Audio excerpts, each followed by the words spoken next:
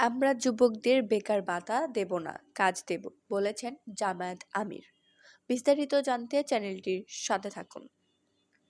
বাংলাদেশ জামায়াত ইসলামীর আমির ডক্টর শফিকুর রহমান বলেছেন, আমরা যুবকদের হাতে বেকার ভাতা দেব না। বেকার ভাতা বেকার তৈরির কারখানা হবে। তাই আমরা যুবকদের কাজ দেব, যুবকদের দক্ষ করে জনসম্পদে রূপান্তর করব।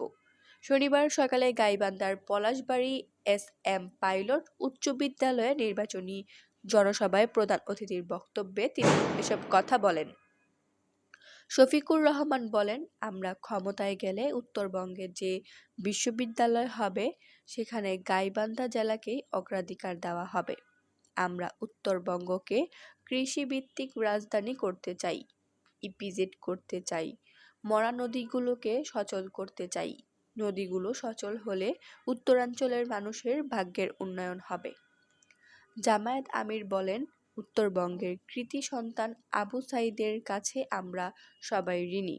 আমরা আবু সাঈদের স্বপ্নের বাংলাদেশ উপহার দিতে চাই।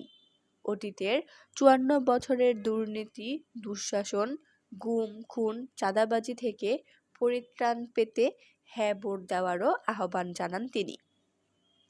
গাইবান্ধা ৩ আসনের ১০ দলীয় জোটের এমপি প্রার্থী অধ্যক্ষ নজরুল ইসলাম লেবুর সভাপতিত্বে বিশেষ অতিথি হিসেবে বক্তব্য রাখেন জামায়াতে ইসলামীর সহকারী সেক্রেটারি মাওলানা আব্দুল হামিদ, জাগবার সভাপতি রাশেদ প্রধান, বাংলাদেশ ইসলামী ছাত্র শিবিরের সেক্রেটারি জেনারেল সিকবাতুল্লাহ।